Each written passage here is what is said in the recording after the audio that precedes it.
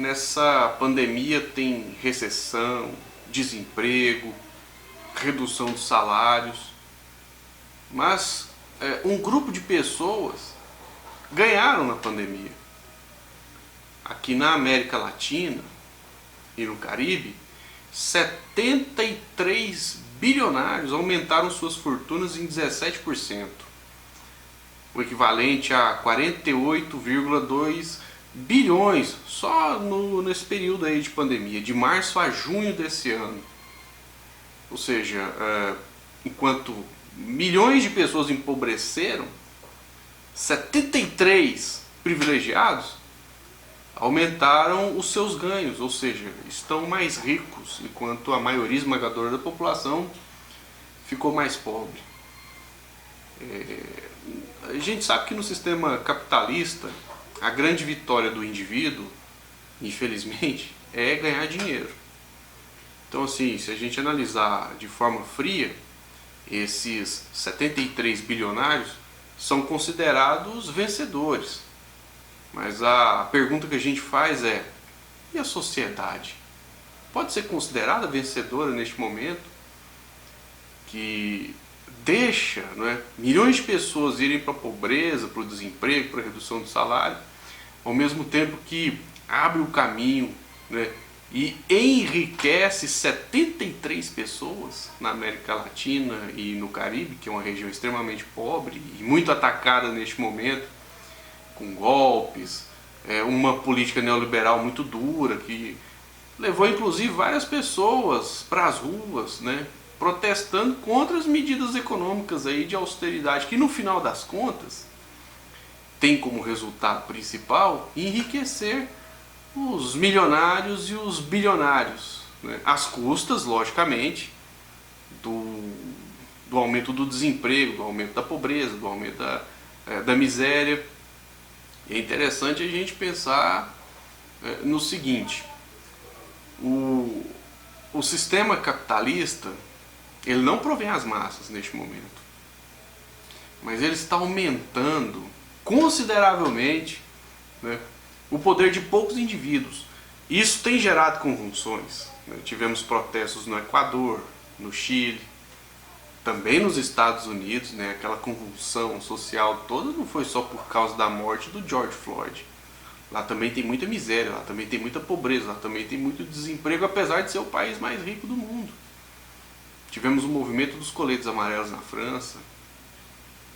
Quer dizer, nós estamos vivendo um momento de tensão, não somente por conta das questões morais, da corrupção, dos maus políticos, não. É porque as condições materiais da maioria da população estão muito precárias. E essa precariedade, ela sustenta esse superacúmulo de riqueza nas mãos de poucas pessoas.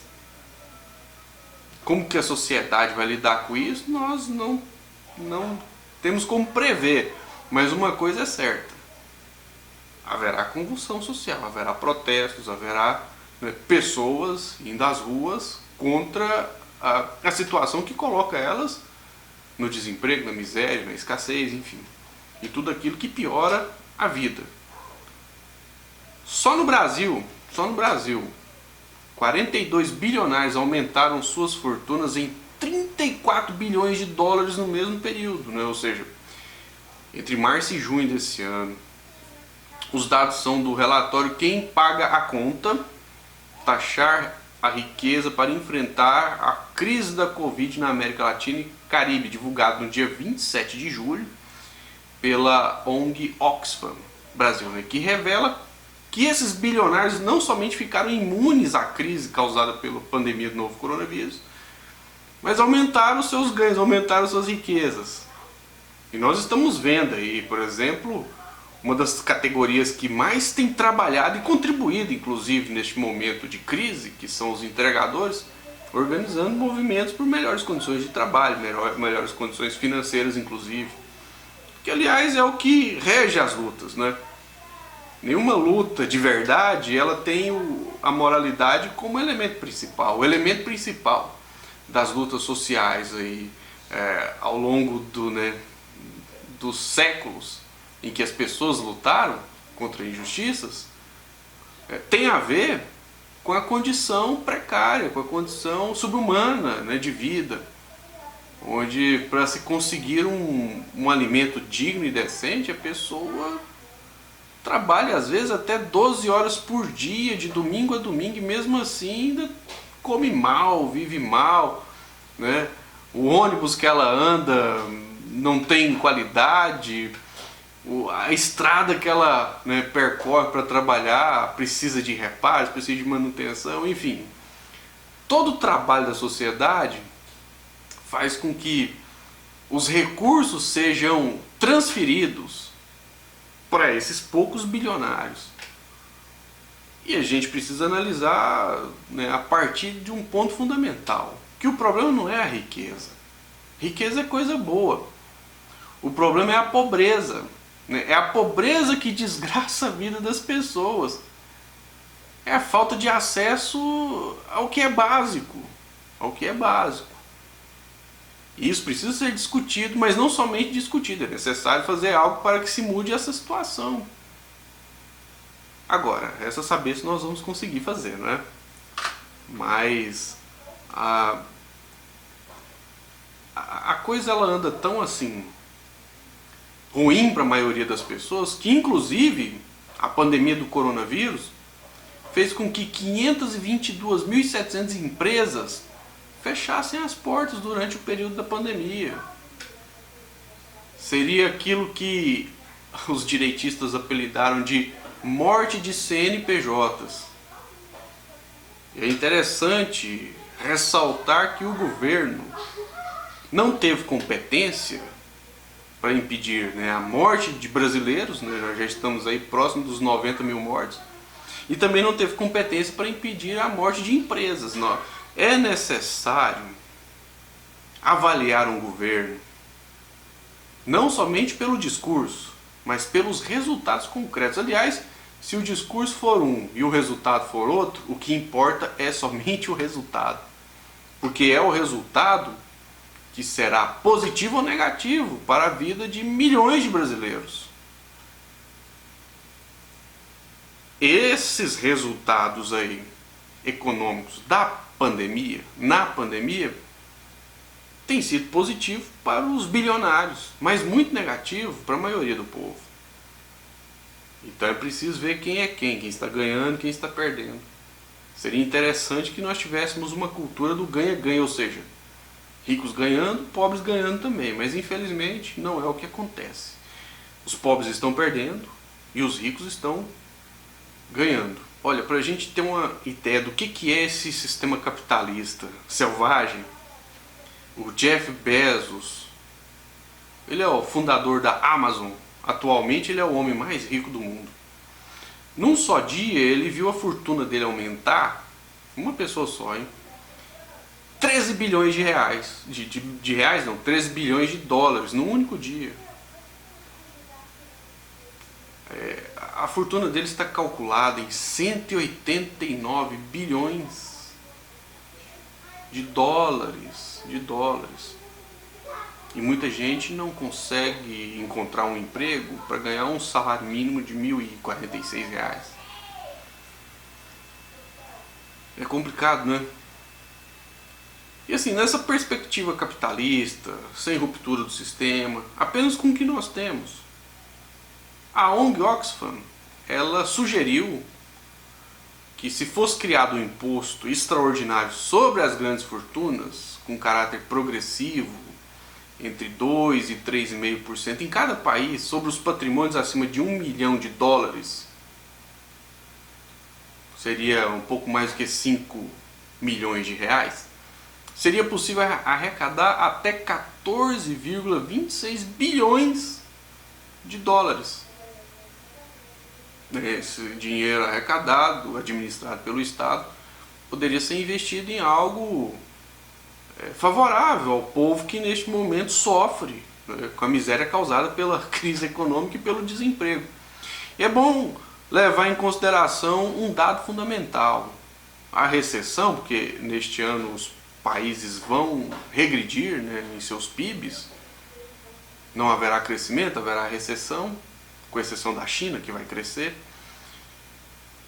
E o fato dos países não crescerem não significa que os bilionários não ficarão mais ricos, ou seja, mesmo na recessão eles ganham dinheiro. Agora, os bilionários não são a maioria da sociedade. Os recursos naturais, os recursos minerais deveriam estar à disposição de todos, né? Água, alimento, transporte, cultura, lazer, saúde, educação. Toda e qualquer luta política que tem um objetivo nobre, vamos falar assim, tem que apontar para o atendimento das necessidades reais. Ano passado, a ONG Oxfam Brasil também divulgou um relatório. E esse relatório foi sugerido. Nesse relatório, né, eles deram uma sugestão que se o 1% mais rico do mundo pagasse uma taxa extra de 0,5% sobre sua riqueza nos próximos 10 anos, seria possível criar 117 milhões de empregos em educação, saúde e cuidado para idosos. Só 0,5%. Então, essas coisas precisam ser discutidas, né? O que é que nós vamos fazer de agora para frente, enquanto sociedade, enquanto pessoas que procuram entender o mundo como ele é, o sistema econômico como ele é, para que seja possível materializar essas medidas aí que geram empregos. Porque as pessoas precisam de dinheiro, as pessoas precisam do emprego. Sem dinheiro não se compra nada, infelizmente, né? Apesar de tudo, apesar de sermos contra, nós somos um sistema capitalista ainda. E é na perspectiva do sistema capitalista, enquanto o sistema capitalista não cai, que nós temos que pensar em alguma coisa. Apesar que já tem gente prevendo o fim do capitalismo. Isso inclusive é um assunto para um próximo vídeo. E a gente espera que a população tome consciência de que cobrar 0,5% de imposto sobre as grandes fortunas, sobre o 1% mais rico do mundo, não será algo conquistado apenas com a boa vontade, vai ter que ter muita luta. E se a sociedade quiser que se gere esses 117 milhões de empregos no mundo todo, vai ter que lutar. Aliás, as lutas já estão acontecendo. É preciso apoiá-las, é preciso fazer com que elas avancem e se transformem, sim, nessa geração de empregos tão necessária para que as pessoas tenham pelo menos um pouco de sossego, um pouco de paz, né? A gente espera que o caminho seja esse, apesar de que a realidade mostra que, bom, não será nem um pouco fácil. Mas nenhuma grande vitória também se conquista com facilidade. E eu quero pedir a você que chegou até aqui que, por favor, se inscreva no canal, curta a nossa página no Facebook, siga no Twitter, siga no Instagram. Os links eu vou deixar na descrição do vídeo. E também não deixe de compartilhar. Um forte abraço e até o próximo vídeo.